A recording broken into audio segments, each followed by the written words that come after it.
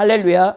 오늘 말씀 우리 마태복음 5장 13절에서부터 20절 말씀, 성도의 역할과 의무라는 제목으로 여러분들과 함께 은혜를 나누고자 원합니다.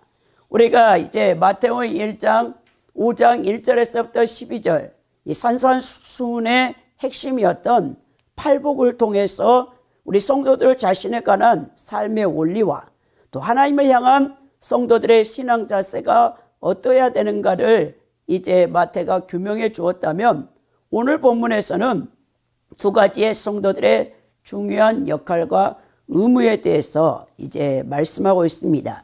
그 성도들의 근본 역할이 무엇이냐? 하나는 소금이고 하나는 빛이라는 이 비유를 통해서 이 중요한 이 성도들의 역할과 의무를 얘기하고 있는데요. 이 소금은 맛을 내는 기능을 하고 있죠. 그리고 소금은 부패를 방지하는 이 기능을 합니다. 그러므로 성도들을 소금에 비유한 것은 성도들이 가지고 있는 자신 안에 복음의 이제 능력과 성결한 삶을 통해서 우리가 이 세상을 정화시켜 나가야 된다.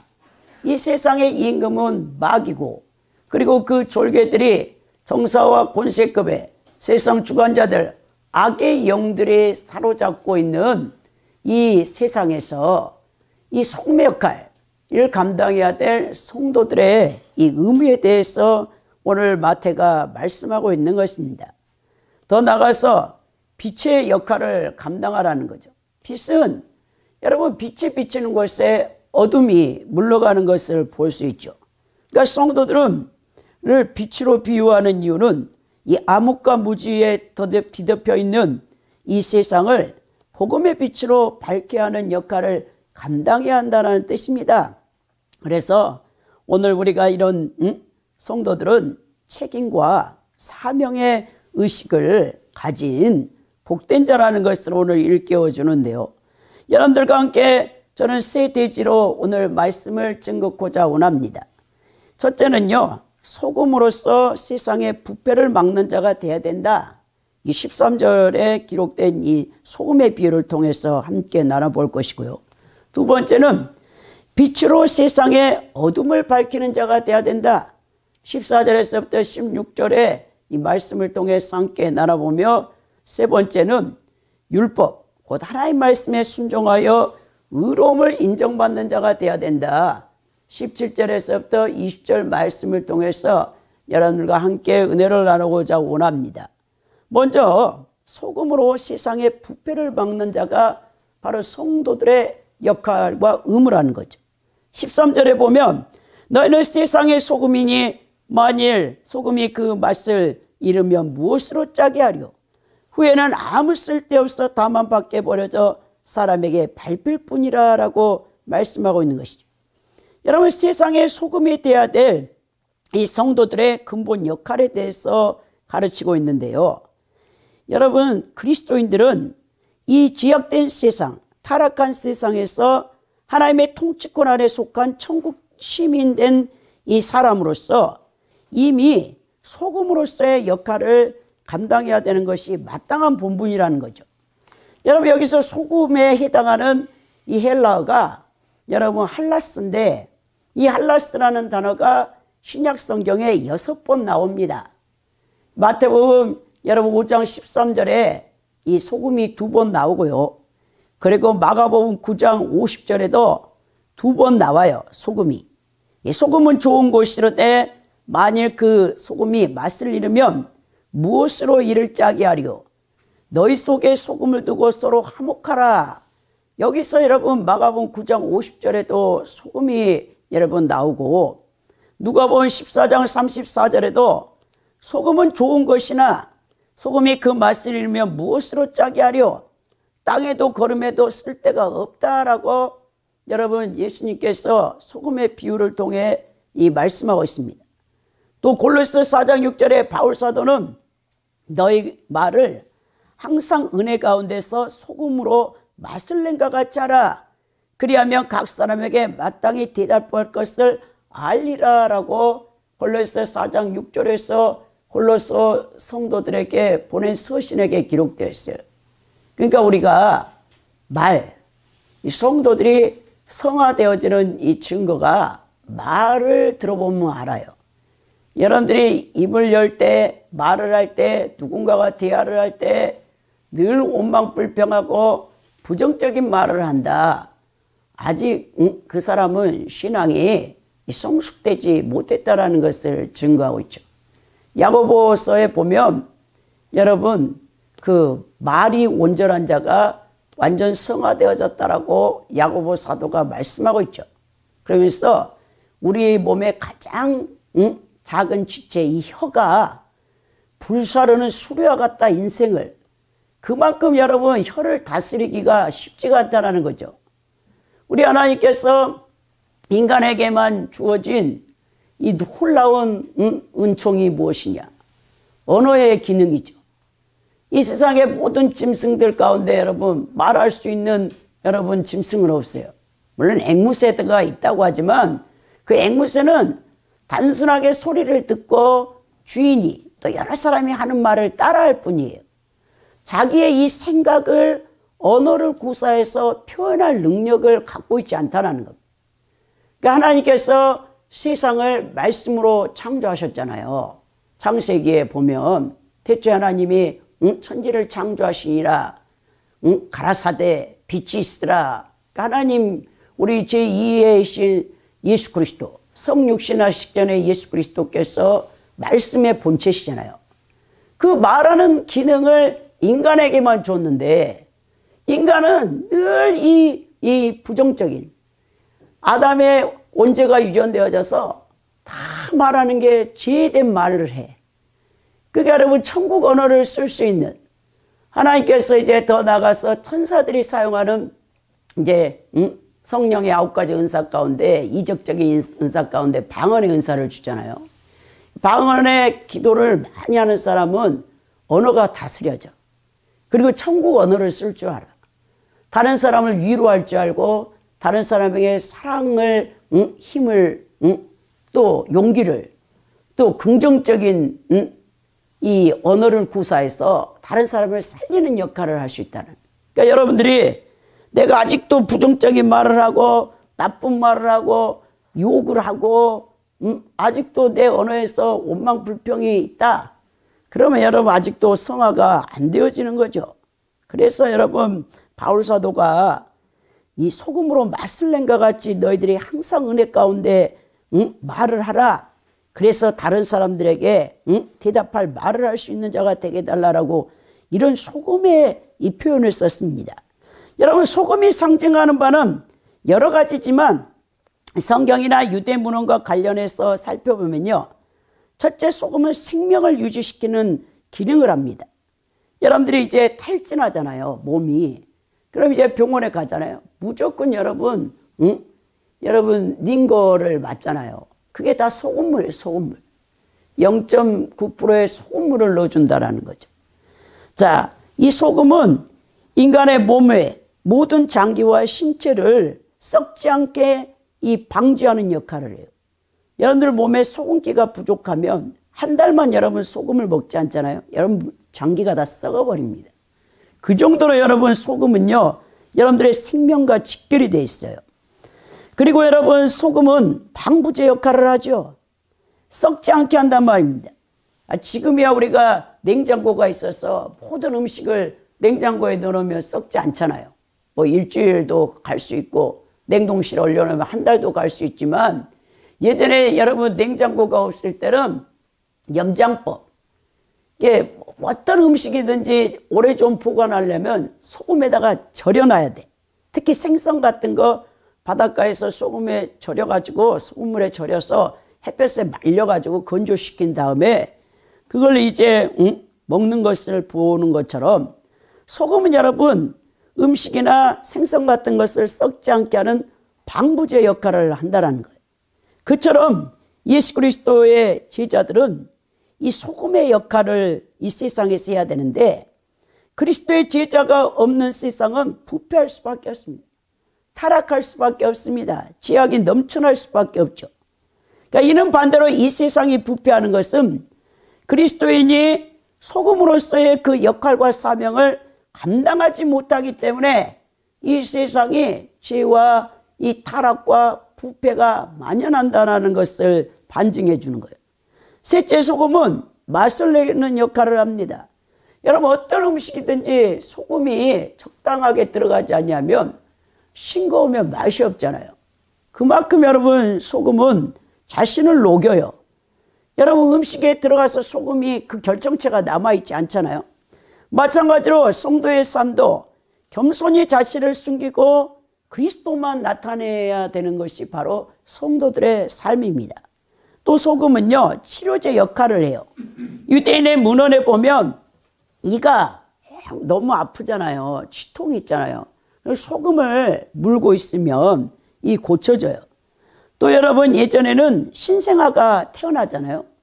요즘 병원에서 뭐 깨끗하게 아이를 금방 소독해서 하는데 탯줄과 어머니 영양분으로 아이가 태어나면 굉장히 지저분해요. 근데 여러분, 소금으로 문질러서 그 신생아 몸을 깨끗이 했던 것을 볼 수 있습니다. 그러니까 소금의 삶을 사는 성도는 이 세상에 썩어 있는 환부를 치료하는 역할을 감당해야 된다는 것을 우리에게 이제 상징해 주는 거죠. 다섯째, 소금은 어떠냐면 정말 소금은 순결한 희생을 상징합니다.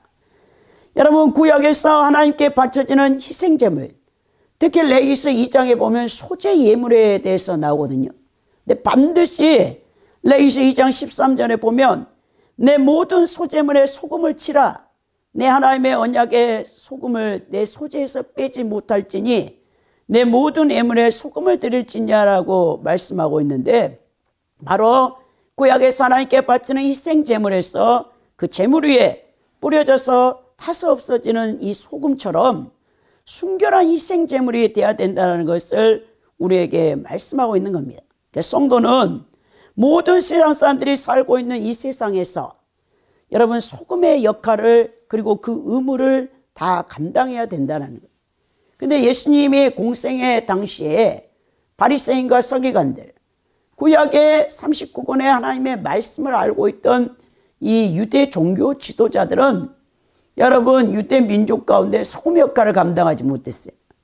그리고 그들은 왜 하나님께서 출애굽기 19장에서 언약 백성과 피로써 언약을 체결하실 때 너희는 하나님의 거룩한 영적 제사장의 나라가 될 것이요 너희를 통해서 이방 나라도 구원받게 할 것이라고 했죠. 근데 여러분, 이스라엘 유대 민족은 선민의식이 너무 강해졌어요. 그리고 자민족 우월주의에 빠졌어요. 민족주의에 빠진 것입니다. 자기 민족 외에는 어떤 이방인도 구원받을 수 없다라는 잘못된 사고방식, 유대의 잘못된 신학을 갖고 있어요. 그 틀에서 그들이 종교 생활은 열심히 했지만 정말 그들은 소금의 역할을 감당하지 못했어요. 그들은 정말 하나님의 그 구원의 역사, 만민이 다 구원받기를 원하시는 하나님의 거룩한 사명을 감당하지 못하고 자민족 우월주의에 빠져서 이방 민족을 개취급했죠.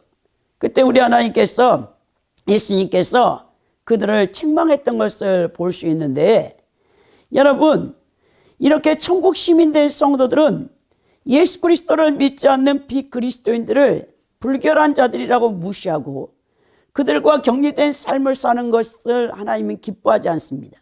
오히려 우리는 예수님의 제자로서 우리 자신을 철저하게 희생하면서 이 세상과 인류의 소금이 되어져서 그들을 주님께로 인도할 수 있는 거룩한 하나님의 백성이 되어야 된다는 것을 우리에게 말씀하고 있습니다. 그 소금이 맛을 잃으면 무엇으로 짜게 하려라고 했죠. 염분이 사라져버린 소금은 전혀 가치가 없다라는 것입니다. 이 고대 이스라엘에서나 오늘날과는 달리 정제된 순수한 이 99%의 소금이 여러분 아니었어요. 땅에 채취된 여러분 그 염분 덩어리가 굉장한 불순물과 많은 암염을 여러분 갖고 있었어요. 그래서 정제되지 않는 이 소금 너무 지저분하죠. 거기에 흙도 있고 돌도 들어있고 음식에 넣으면 막 돌이 씹혀져. 제가 어떤 분에게 이제 소금을 이제 선물 받았어요. 근데 그 소금은 히말라야 산맥에서 암염에서 채취했다고 하더라고요. 근데 저희 집에도 있는데 색깔은 너무 아름다워. 이 분홍색을 띠고 있거든요. 근데 이제 그 소금을 이 음식에 넣고 이렇게 봤더니 아우 이게 정제되지 않았어. 거기에 불순물이 너무 많이 들어서 그 소금으로 음식을 했더니 막 돌이 짝짝짝 씹혀. 그래 그냥 장식용으로만 놔둔 것을 볼 수 있는데, 여러분 이렇게 소금을 암염, 이 산에서 캔 이 암염을 잘못 보관하면 염분이 빠져나가 버리고 그 찌꺼기만 남아요. 짠맛이 없어져 버린다는 거예요.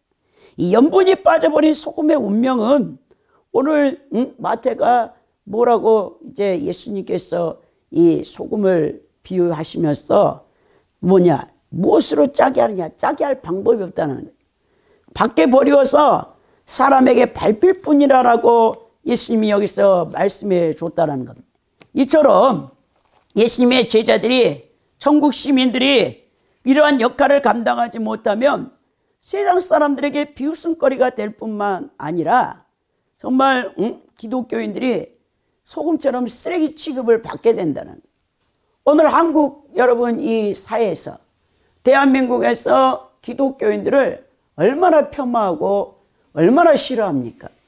그게 다 여러분 우리 한국교회와 영적 종들, 주의 종들과 성도들이 이 소금의 역할을 감당하지 못했다라는 것을 반증해 준다는 거예요. 그래서 우리는 지금 뭐 탈기독교 시대다, 포스트 모더니즘 시대 21세기에 기독교가 세잔해진다 해도 정말 우리 그리스도인들 한 사람 한 사람이 자신의 모든 삶의 영역에서 소금의 역할을 감당했다면 이렇게 기독교가 폄하되어지고 예수 그리스도가 거부되지는 않았을 것입니다. 여러분, 맛을 잃어버린 소금은 아무런 쓸데가 없는 거예요. 사실 고대에는 소금이 가장 귀한 겁니다. 지금이야 우리가 소금을 너무 흔하게 여기는데, 여러분 또 소금은 굉장히 많은 데 사용이 돼요. 이제 통계조사에 보니까 소금이 사용되는 것은 14,000여 그 종류의 이 소금이 사용돼요. 근데 지구상에 소금이 정말 많잖아요. 바다가 다 이제 짠 염분으로 되어 있어요. 바닷물을 다 제하면 이 70m에 여러분 소금이 쌓이게 됩니다. 그리고 지구를 덮게 되면 그것이 50m까지 소금으로 다 덮여요. 그런데 이 소금 가운데 순수하게 인간이 먹을 수 있는 소금은 10%밖에 안 되는 겁니다. 나머지는 여러분 다 이 쓸데없는 소금이죠. 근데 우리 하나님께서는 인간에게 필요한 소금이나 공기 같은 물 같은 것은 여러분 이 지구상에 차고 넘치게 해줬어요. 지구상에 소금이 없는 것은 없습니다. 소금이 없으면 일단 생명체가 살지 못하기 때문에 그런 것이죠. 그러니까 우리는 정말 이 소금 같은 이 귀한 역할을 감당해야 되는데, 여러분 하나님께서 우리 이 소금으로 우리 크리스찬들을 불렀는데 가장 먼저 이 소금의 중요성 뭐냐? 자기 희생이에요. 희생. 희생하지 않는 성도들은 정말 주변에 선한 영향력을 미치지 못합니다. 구약의 선지자들이 죄악에 물든 사회의 소금 역할을 감당하면서 고난을 당했죠. 오늘날도 마찬가지입니다. 성도들이 자기 희생을 실천하는 성도반이 세상에서 소금 같은 존재가 될 수 있어요. 이 의로운 희생을 회피하려고 하는 이 성도들은 소금이 될 수 없고 참된 주님의 백성도 될 수 없다라는 거예요. 곧 여러분 소금의 역할을 감당하려면 모든 그리스도인들이 자기 십자가를 짊어져야 된다는 것인데, 우리가 하나님의 사랑을 실천하고 이웃을 여러분 섬기려면 철저하게 여러분들이 희생되어지면서 소금 같은 역할을 감당해야 되면 그 일들을 가능케 할 수 있다는 거죠. 두 번째로 여러분, 빛으로 이 세상의 어둠을 밝히는 자가 성도인데요. 14절에서부터 16절에 보면 너희는 세상의 빛이라 산 위에 있는 동네가 숨겨지지 못할 것이라고 했죠. 너희는 세상의 빛이다.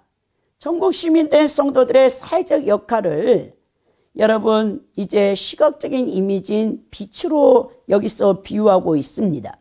빛은 소금이란 표현보다는 훨씬 영광스러운 표현이에요.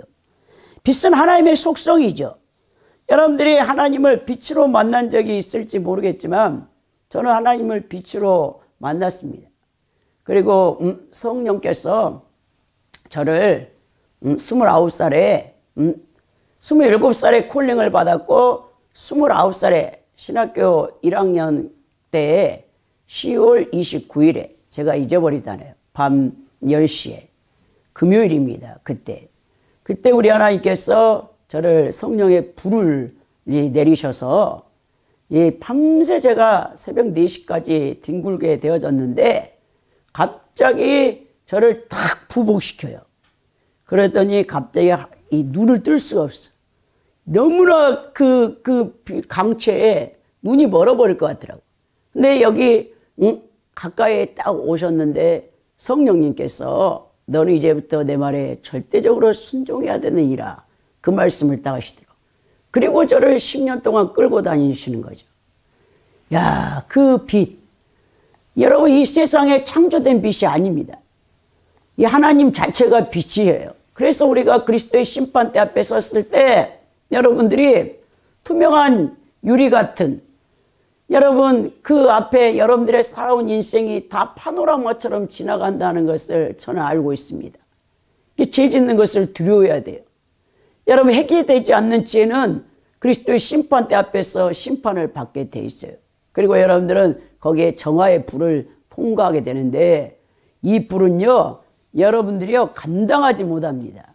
이 죄 있는 자는요 그 빛 앞에서 그 거룩하신 하나님 앞에서 여러분들이 그 정화의 불이 엄청난 고통을 준다는 것을 저는 알고 있어요. 그때 막 그 성령의 불이 제 지성을 태우는데요. 밤새 새벽 4시까지 뒹구는데 어떻게 감당을 못하겠더라고요. 불로서 제 지성을, 육성을, 자아를 하나님께서 태우는 거죠. 얼마나 제가 자아가 강했으면 그러겠습니까? 근데 이 빛이라고 했는데 따라서 성도를 가리켜 빛이라 할 때 우리는 하나님의 백성이며 그리스도의 제자로서 하나님과 그리스도를 닮은 정말 가치 있는 존재라는 것이죠. 하나님께서 여러분 성도들을 바라보고 계세요. 이 땅에 지구에 살고 있는 각 나라와 족속, 민족 가운데 하나님을 섬기는 성도들의 가치가 얼마나 존귀한가를 우리에게 말씀하고 있는데 따라서 성도들을 가리켜 빛이라고 할 때 우리는 하나님의 백성이며 그리스도의 제자로서 하나님과 그리스도를 닮은 자들이 되어야 된다는 거예요. 하나님의 그 빛 자체 우리 성도들을 통해서 이 어두운 세상을 밝히시기를 원한단 말입니다. 산에 있는 동네가 그것을 숨기지 못할 것이라겠죠. 고대 팔레스틴 도시는 여러분 언덕과 같은 고지대에 건설될 경우가 많았어요.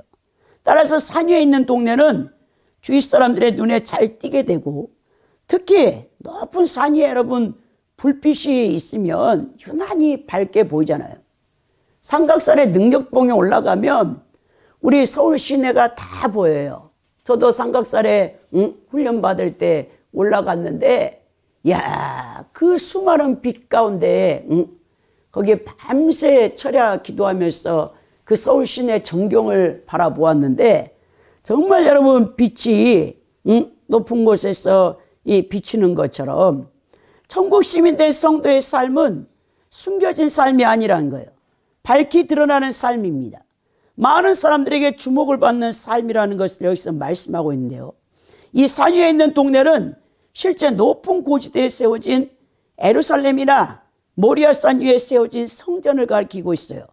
이걸 상징하는 바는 교회가 장차 사람들에게 이 빛이 되어진다.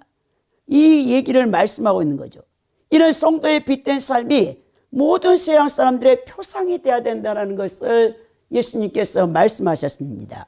그러니까 그리스도의 참다운 제자가 되면 자신을 숨기려고 해도 두드러질 수밖에 없어요.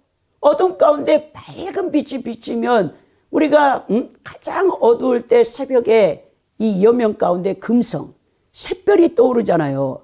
유난히 밝은 빛처럼 여러분들이 진실로 하나님의 말씀에 순종하여 제자된 삶을 산다면 여러분은 빛으로 드러날 수밖에 없습니다. 그리고 어둠을 비출 수밖에 없다는 거, 하나님의 영광을 드러낼 수밖에 없는 삶을 우리 크리스찬들이 살 수밖에 없다라는 말씀을 하시면서 15절에 뭐라냐? 사람이 등불을 켜서 말 아래 두지 아니하고 등경 위에 두나니 이러므로 집안 모든 사람에게 비치느니라 했다는 거죠.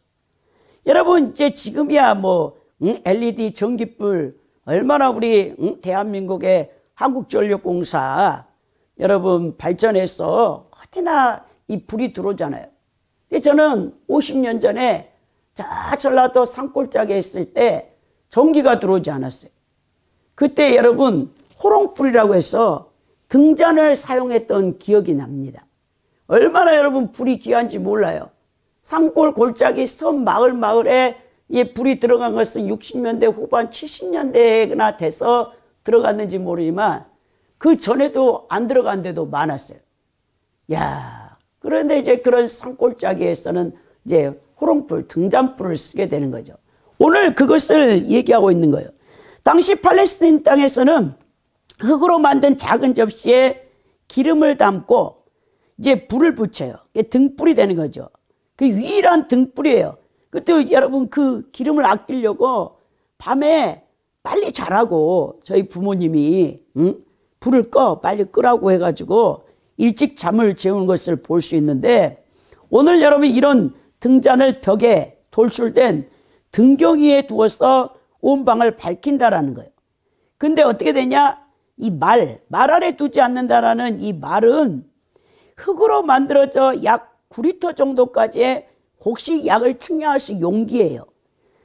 그 용기, 당시 유대들에게는 성량이 없어서 불을 쉽게 피울 수가 없었기 때문에 잠깐 자리를 비울 경우 등잔을 등경 위에 내려 말로 덮어두는 습관이 있었어요. 왜냐하면 어떤 짐승이나 뱀 같은 게 지나가서 등잔을 잘못 건드리면 화재가 날 수 있기 때문에 그걸 덮어뒀단 말입니다. 이러한 특별한 경우를 제외하고는 평상시에 이 조명기구인 등잔을 말로써 덮어서 빛을 차단하는 일이 없었다라는 것입니다. 그걸 얘기하시면서 우리 성도들이 어둡고 기늘진 곳을 피하는 자들이 되지 말고 세상의 빛으로 역할을 하라는 거죠. 그러니까 여러분 힘들고 어려운 곳에 들어가서 성도가 바른 정체성을 가지고 그 어두운 곳, 그늘진 곳에서 빛의 역할을 하라는 거죠. 가난과 괴로움과 불행의 문제가 있는 곳. 오늘날 우리 성도들은 너무 편리주의를 좋아해요. 그리고 안전한 것을 좋아해요. 자기의 그 어떤 삶의 안정이나 이 편리가 깨지는 것을 싫어해. 그렇기 때문에 예수님을 위해서도 여러분들이 헌신하지 못하는 것을 볼 수 있는데, 여러분 병든 부모나 형제 자매 그리고 배우자나 자녀를 버리고 떠난 사람들이 이 세상에 너무 많습니다. 갈수록 독거 노인이라 독거 혼자 사는 사람들이 늘어나고 있는 추세잖아요. 우리 대한민국이. 왜 그런지 아십니까? 그곳에는 희생하는 일이 시킬 때문이에요. 희생하는 곳이 아닌 얻는 곳, 자기에게 유익이 되는 것을 찾아가는 인간은 그런 질성이 있어요. 이런 행동 양식을 서양 사람들은 보편적으로 생각합니다. 근데 우리 예수 믿는 사람들도 그렇게 사는 이기적인 사람이 너무 많아. 개인적인 사람이 너무 많습니다. 여러분 이렇게 돼서는 안 된다는 거예요. 자기 유익만을 구하며 살려고 하는 자는 결코 세상의 등불과 빛이 될 수 없어요. 등불을 어둡고 그늘진 곳에 있어야 합당합니다. 그러므로 성도들은 문제가 있는 곳에, 고통이 있는 곳에, 악이 있는 곳에서 선을 악으로 이겨내는 자가 되어야 된다는 거예요. 불신앙의 장소에서 믿음의 선한 싸움을 싸워서 신앙의 장소로 바꿔낼 수 있는 자들이 되어야 된다는 거예요. 성도는 이 땅에서 무엇을 얻고 누리는 자로 사는 존재가 아닙니다. 베풀고 섬기며 희생하는 자의 사명을 지닌 하나님의 종들이라는 사실을 잊지 마시기 바랍니다. 참된 성도라면 그 어느 곳을 가든지 어두운 사단의 권세가 있음을 발견하게 될 것입니다. 또한 이 땅에서 문제없는 것은 아무 데도 없어요. 그러니까 그런 문제없는 것을 찾지 마시고 주님의 은혜와 권능으로 무장해서 여러분들이 어둠이 있는 사탄이 지배하고 있는 곳에서 그들에게 그리스도의 복음의 강철을 비춰서 그들을 죽기로 인도하는 자들이 되어야 된다는 겁니다. 그래서 그런 빛의 역할을 감당하는 자들에게 하나님께서, 예수님께서 뭐라고 인정해 주시냐? 이같이 너희 빛이 사람 앞에 비치게 하여 그들로 너희 착한 행실을 보고 하늘에 계신 너희 아버지께 영광을 돌리게 하라. 오늘 소금, 철저하게 자신을 희생시켜서 부패한 것들을, 죄악된 것들을, 썩어가는 것들을 치유하는 역할을 하는 자, 또 빛이 되어져서 어둠 곳에 그리스도의 복음의 광채를 드러낼 수 있는 자들, 이게 착한 행실이에요. 착한 행실을 보고 누구에게 영광을 돌리게 하라? 믿지 않는 비그리스도인들이 당신을 보니까 하나님이 살아계시는군요. 당신이 섬기는 하나님이 참된 하나님입니다. 이렇게 인정하면 그들에게도 복음이 전파될 거 아닙니까? 그 착한 행실을 보고 하늘에 계신 아버지께 영광을 돌리게 하라라고 여기서 말씀하고 있다라는 것입니다. 여러분, 여기서 착한 행실은 이 도덕적인 선은 물론 사리에 맞고 다른 사람들로부터 칭찬만을 받을 만한 행동을 가리키고 있습니다. 여러분, 성불하니까 친밀한 부자의 관계를 맺을 수 있는 사람은 성도들이겠죠. 이처럼 성도는 천지의 창조자이시며 온 세상을 다스리시는 만왕의 왕이신 하나님의 자녀가 되어 하나님을 아버지라고 부르는 특권과 영예를 누리고 있을 뿐만 아니라 더 나아가서 성도들이 빛을 사람 앞에 비치고 그 착한 행실을 통해서 하나님 아버지 앞에 영광을 돌리는 복된 자들이 되어야 된다는 것입니다.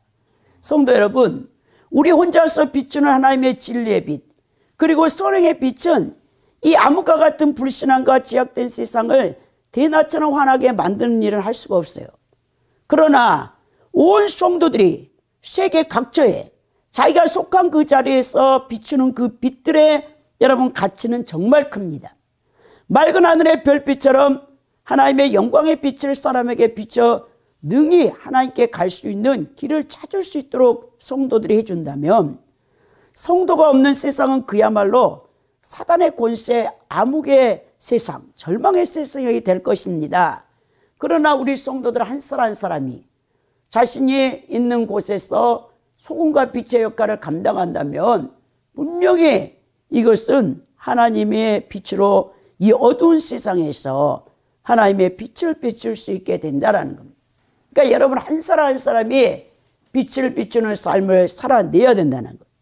여러분, 율법에 순종하여 또한 의로움을 인정받는 자가 되라고 예수님께서 17절에서부터 20절에 말씀하는데요. 예수님 뭐라 하십니까? 내가 율법이나 선지자를 폐하러 온 줄로 생각하지 말라. 폐하러 온 것이 아니라 완전하게 하려고 했다라고 말씀하고 있는 것이죠.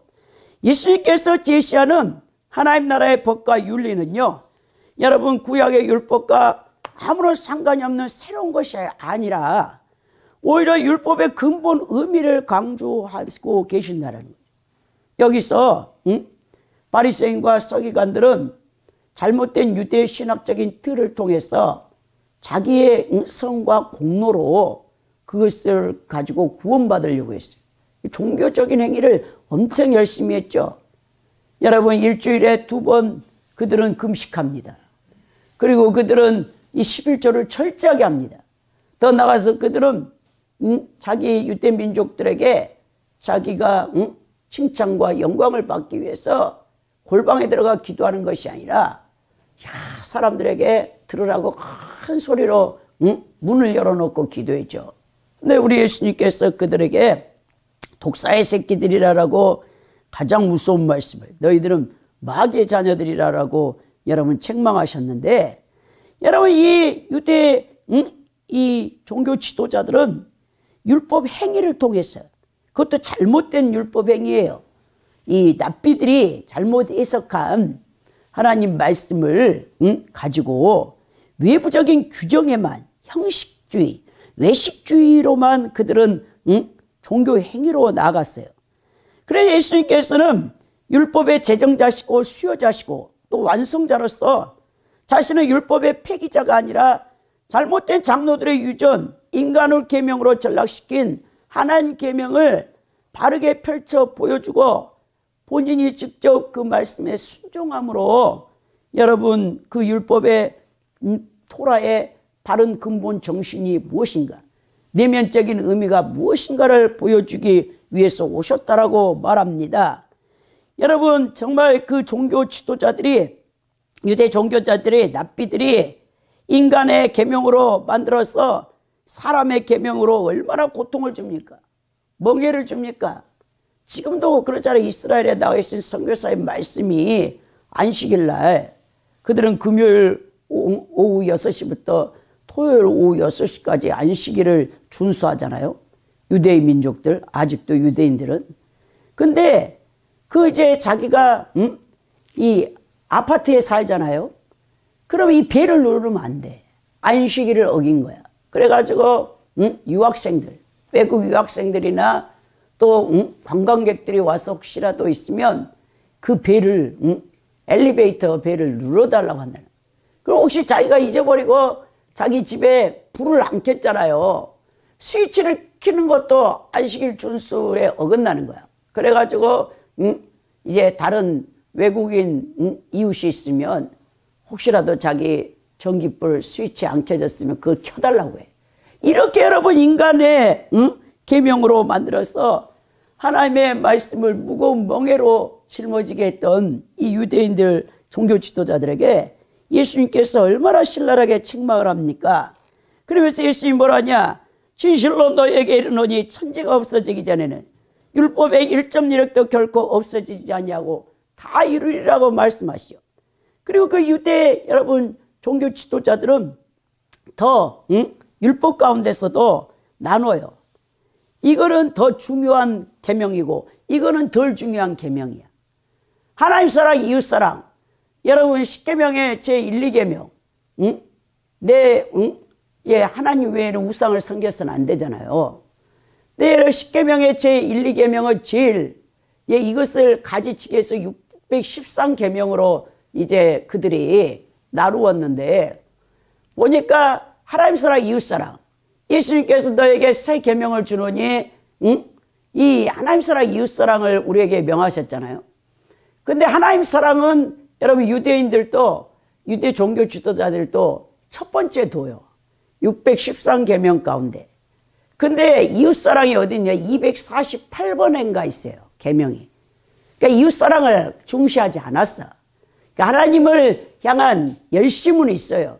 늘 예루살렘의 성전에 하루에 평균 2000번 정도의 제사가 드려지거든요. 그 문헌을 살펴보면 유대 문헌을 통해서 그러니까 무조건 그들도 우리가 똑같은 거야. 예수님을 믿으면 하나님 앞에 잘 보이면 하나님 앞에 더 좋은 예물을 갖다 바치면 복을 받는다. 이 신앙이. 그래서 유대인들도 열심히 하나님 앞에는 열심을 내요. 근데 이웃을 사랑하지 않아. 야, 그거를 우리가 선한 사마리아인 비유해서 여러분 알 수 있잖아요. 그 종교 지도자들, 여러분 레인이 지나가고 제사장이 지나가 강도 만나가지고, 예루살렘에서 여리고로 가다가 강도 만나가지고 피를 줄줄 흘리고 있는데도 가만히 보고 아유 부정하네. 이 피 흘린 사람들 우리가 이제 레위기서에 이 11장 음식 규례법부터 시작해서 15장까지 유출 규례가 있잖아요. 유출병. 피를 보거나 이런 걸 만지면 제사장이나 레위인들은 이 성막에 들어가서 하나님을 섬길 수가 없어요. 일주일 동안 집 밖에 나가가지고 그 부정을 다 씻고 와야 되기 때문에. 그러니까 그거에 매여가지고 사람이 죽어가는데 내버려두고 가버려. 근데 선한 사마리아인. 사마리아를 개취급하잖아요. BC 720년에 아수르 제국에 의해서 10지파가 멸망당했을 때 혼혈 정책을 써가지고 피가 떨어졌다 해서 남유다 이 백성들은 이제 자기의 민족으로 여기지도 않았어. 그런데 그 선한 사마리아가 지나가다가 강도 만난 사람을 그렇게 돌봐주잖아요. 주막으로 데리고 가서 주막 주인에게 그 돈을 주고 또 부족하면 잘 좀 돌봐주시오. 와서 부족한 건 내가 다시 다 물어주겠다 하고 가잖아요. 그 선한 사마리아 비유를 통해서도 보십시오. 이웃을 사랑하지 않아. 사람을 사랑하지 않아. 그냐면 올바른 신앙이 아닙니다. 예수님께서 나를 사랑하되 마음을 다하고 뜻을 힘을 다하고 목숨을 다하여 사랑한 것 같이 여러분 마태복음 22장의 34절에서부터 37절에 보면 동일해 니코르야. 하나님을 사랑하되 마음을 다하고 뜻을 다하고 힘을 다하고 목숨을 다하여 사랑한 같이 내 이웃을 내 몸같이 사랑하라. 그러니까 이 이웃도 하나님을 섬기듯 그렇게 사랑해야 되는데 그렇게 안 한다는 거예요. 원래 우리도 마찬가지라는 것입니다. 여러분 그러면서 뭐라냐? 율법의 1.1획도 결코 없어지지 아니한다. 어떤 사람들은 그 종교 지도자들은 유대 종교 지도자들은 이 율법은 더 이제 강조해. 더 귀한 거야. 그리고 이것은 안 지켜도 돼. 이런 식으로 나가는데 그렇게 하면 안 된다고 얘기하시면서 19절에 뭐랍니까? 그러므로 누구든지 이 계명 중에 지극히 작은 거 하나라도 버리고 또 그같이 사람을 가르친 자는 천국에서 지극히 작다 일컬음을 받을 것이요 누구든지 이를 행하며 가르치는 자는 천국에서 크다 일컬음을 받을 것이다 라고 말하죠. 당시 납비들이 율법 가운데 반드시 지켜야 하는 중요한 율법이 있는 반면 덜 중요한 것도 있다라는 차별적 태도를 취했거든요. 그러나 예수님께서는 모든 율법은 동일하게 중요하므로 결코 소홀히 여겨서 되지 않는다라고 얘기하면서 인간이 자기의 생각과 편견을 가지고 하나님이 주신 이 율법 토라의 중요성을 논하는 것은 합당하지 않는다라고 말합니다. 그러면서 하나님 말씀을 똑같이 여러분 그 어떤 말씀이든 순종하라는 거죠. 이 세상에서 여러분 타인을 가르치는 자 우리는 선생이라 선생님 왜? 가르침을 우리에게 주는 사람. 그래서 큰 자로 대접받는 경우가 많죠. 그러나 그 가르침이 아무리 사람들에게 영향력이 있고 깊은 감동을 준다 하더라도 어떤 한 율법이라도 소홀히 하는 내용이 포함되어 있다면 그 사람은 천국에서 지극히 작다 일컬음을 받을 수밖에 없다라고 얘기하면서 예수님께서는 인간의 유전으로 하나님의 말씀을 폐하고 당시 유대 백성들에게 큰 영향력을 행사하며 가르쳤던 위치에 있던 종교 지도자인 바리새인과 서기관들 및 이들의 영향을 받는 형식주의자들이 이 세상에서 존경을 받을 수 있으나 천국에서는 보잘것이 없다라고 얘기하십니다. 그러면서 누구든지 이를 행하며 가르치는 자가 천국에서 크다. 그러니까 여러분 말씀을 가르치는 자는 반드시 그 말씀대로 살아야 돼. 지식적으로 말씀을 알고 가르치기는 해. 근데 그 말씀을 준행하지 않아. 자기가 그대로 살지 않아. 그건 여러분 능력이 나가지 못하는 거예요. 하나님의 말씀에는요 생명의 능력이 있어요. 죽은 자도 살릴 수 있는 말씀의 능력이 있단 말이에요. 여러분 안에 다 예수 그리스도께서 성전 삼고 성령과 함께 삼위 하나님이 거하고 계세요. 내주하고 계세요. 그래서 우리 하나님의 여러분들이 말씀에 순종하면 그 위급할 때 그 말씀이 여러분들의 위경 가운데 보내서 살린다고 했는데 말씀을 알기만 하고 지식으로 쪼개고 백날 해봤자 그것은 능력이 나타나지 않는다라는 것입니다. 그러면서 20절에 뭐라냐? 내가 너에게 이르노니 너희 의가 서기관과 바리새인보다 더 낫지 못하면 결코 천국에 들어가지 못한다. 천국에 크다 일컬음을 받기 위해서는 서기관과 바리새인보다 더 나은 의를 가져야 된다라고 얘기하시는데요. 그러나 이 더 나은 의는 결국 외형적인 행동에 있어서의 의로움만을 뜻하는 것이 아니고 내면적인 의로움을 말씀하고 계십니다. 여러분 이런 의미에서 서기관과 바리새인들의 외식을 하나님께서 예수님께서 비판하는 거죠. 즉 율법의 근본 정신은 망각하고 이를 외형적으로만 지키고 있는 이들의 행동은 결국 율법을 범하는 거나 마찬가지라는 거예요. 따라서 여러분 그 정도의 수준만 가지고는 천국에 들어갈 수 없다라는 거죠. 이렇게 볼 때 결국 예수님은 당시의 율법주의자를 경고하고 완전히 당신이 이루실 새로운 이 파노라마처럼 펼쳐 보여주시는 거죠. 하나님의 생명 토라를 그 충실해야 된다라는 것을 우리에게 얘기하면서 이 의가 서기관과 바리새인과 낫지 못하면 결코 천국에 들어오지 못한다라고 우리에게 말씀하고 있다는 겁니다. 여러분, 말씀을 온전하게 실행하는 성도가 천국에서는 큰 자로 인정받죠. 우리가 우리 백자 목사님을 통해서 천국이 어떠한 곳이라는 것을 우리가 이미 사전적인 지식을 다 갖고 있을 줄 압니다. 천국이 1층전, 2층전, 3층전으로 여러분 구분되어 있다겠죠. 거기 다 사회잖아요. 이 피조물들이 함께 하나님이 창조하신 천사, 그리고 구원받은 성도들이 사는 이 천국, 이 사회를 형성하고 있는데, 거기서 큰 자는, 그리고 통치권을 부여받을 자는 이 땅에서 말씀을 순종하는 자라는 것을 누가 봐도 알 수 있겠죠. 주님께서는 위대한 성도로 이 성도들을 대우해 주실 것을 말씀하고 있으면서, 하나님께서 인정할 수 있는 성도는 지식적으로 많이 알고 가르치는 자가 아니라 말씀대로 순종하여 행동하며 열매 맺어 하나님께 영광 돌리는 성도라는 것을 우리에게 말씀하고 있다는 것입니다. 여러분, 지식만 쌓여갖고는 안 돼요. 행함이 없는 믿음은 죽은 믿음이다. 그 믿음은 야고보 사도가 2장에서 뭐랍니까? 그 귀신들도 갖고 있는 믿음이다. 귀신들 갖고 있는 믿음으로 구원받지 못한다는, 천국에 못 들어간다는 것입니다. 여러분, 귀신도요, 하나님 존재를 우리보다 더 잘 알아. 얼마나 두렵고 떱니까? 여러분, 거라사인 광희를 보십시오. 마가복음 5장에서 자기 몸을 막 해하고 있잖아요. 2,000마리의 귀신이 들어가서 쇠고랑을 채워놓고 부모가 버려버렸어. 그 거라사인 광인이 귀신 때문에, 2,000마리가 들어간 귀신 때문에 밤낮 울부짖고 고통을 당하고 그 옆에 지나가는 사람을 괴롭히고 있는데, 예수님이 딱 오니까, 와, 이 거라사인 광인이 달려와서 예수님 앞에 벌벌 떨고 엎드리면서 나를 무적응에다가 보내지 마시고 저 비탈길에 있는 돼지떼기에 보내주십시오 하잖아요. 예수님이 어떤 존재이라는 것을 귀신이, 영적 존재는 너무나 잘 아는데, 우리가 성도라는 사람들이, 예수님을 믿고 있다라는 그리스도인들이 하나님이 어떤 존재라는 것을 모른다라는 거예요. 지식으로만 알기 때문에 그렇습니다. 실제적으로 여러분, 하나님이 어떤 분이라는 거 알고 두렵고 떨리는 마음으로 하나님을 섬겨야 된다라는 거예요. 그래서 예수님이 그래 가라. 그러니까 이 거라사인 광인에게 2,000마리의 귀신이 나와가지고 그 비탈길에 2,000마리 돼지떼가 있었잖아요. 그 돼지에게 한 마리씩 쏙쏙 다 들어갔어.